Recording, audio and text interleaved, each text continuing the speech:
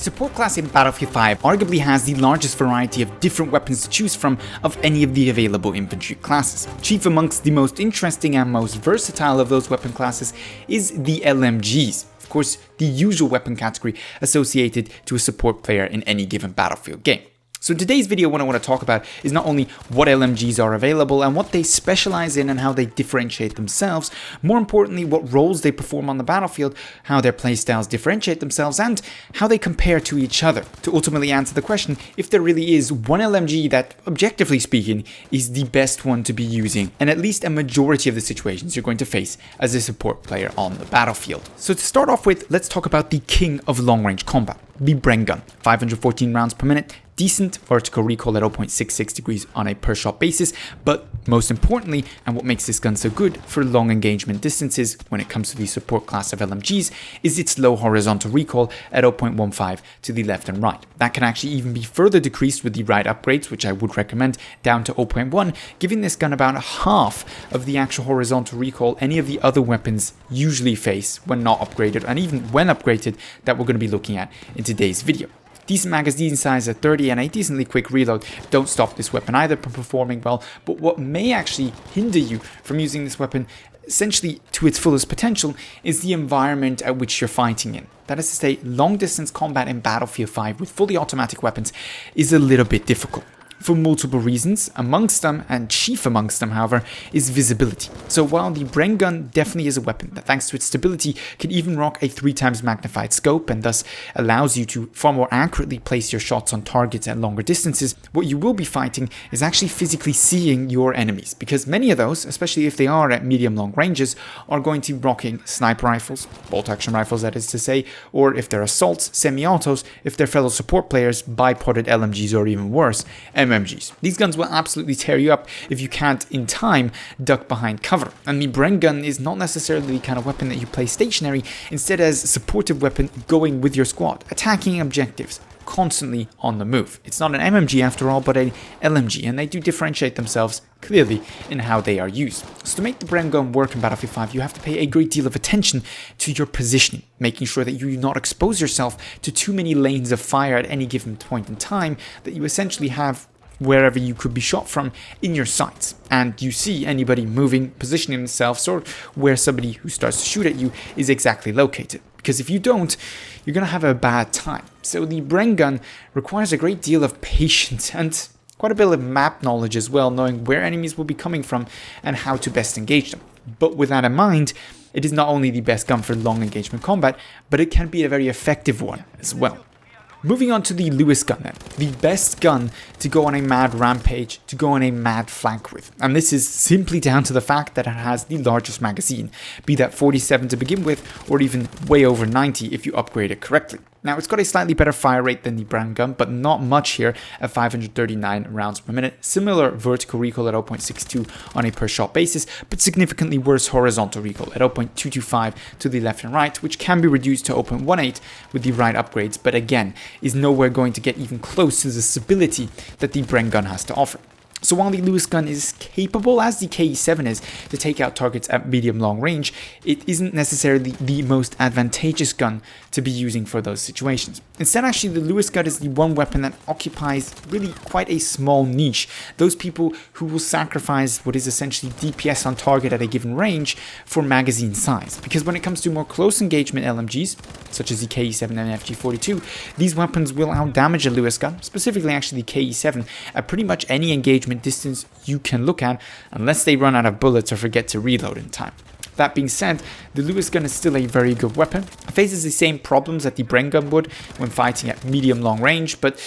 then again, you're focusing more on the medium range with the Lewis gun because of its higher degree of recoil, and that is also a range where a larger magazine size is more likely going to benefit you, and obviously the closer your engagement distance, the higher likelihood that you can make good on that great magazine and get a brilliant flank taking out 7 people at once. What I should note in addition to the Lewis gun is why you can go for a higher magnified optic. I found the weapon to shake just that little bit too much to be able to maintain shots on more medium long range targets that I would want to, and that would warrant the use of a higher magnification scope, and thus the Bren Gun remains the only weapon I've actually recommended and actively myself use a higher magnification optic on when playing on the battlefield. moving up another notch from the more long range, medium range, to clearly medium range, and maybe even a little bit of medium close quarters. The KE7, what many people think to be the best LMG in the game, and not only at launch where it was slightly overpowered, but even to this day, rocking in at 568 rounds per minute, similar vertical recoil to the previously discussed weapon, identical horizontal recoil to the Lewis gun unupgraded, better at 0.15 versus the Lewis gun's 0.18, that's horizontal to left and right when both choose the horizontal specializations, and of course about half the magazine size, 25 rounds available, and a painstaking short and long reload which is identical at 3.75 seconds. Now the KE7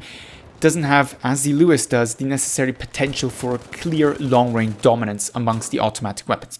It's still a capable choice of weaponry, maybe more on a 1 and maximum 2 target basis than maybe even 3 with the Bren Gun because of its smaller magazine and higher fire rate, and also because of the fact that you're going to be placing your shots slightly less accurate because you're not going to be using a higher magnification scope with the KE7. At least I wouldn't recommend it unless you like using those kind of scopes for the more medium range engagements, which are going to be the majority of the kind of engagements you face with the KE7.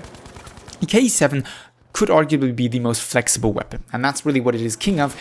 flexibility, and that's why probably many of the players think it is the best weapon available to the support class, at least amongst the LMGs, and it is probably, I would guess, although I do not have the stats to back this up, the most used LMG in Battlefield 5. Now, flexibility in its own right is an absolute strength, and a good player will know to make use of it, and it will allow him essentially with better aim, quicker reaction times to take on targets at ranges where he shouldn't necessarily be winning firefights. At the same time, a player who specializes with a weapon in a certain engagement distance and is just as good as your very excellent KE7 player will generally just tend to outdamage the KE7 player. So if the KE7 player gets a little bit too close into close quarters, the FG42 guy is going to take him out. If he gets a little bit too long range, the Bren Gun is going to make short work of him. If he manages to stick to the right engagement distances, flank a lot, manages reload, which is probably the clearest and biggest hindrance to him,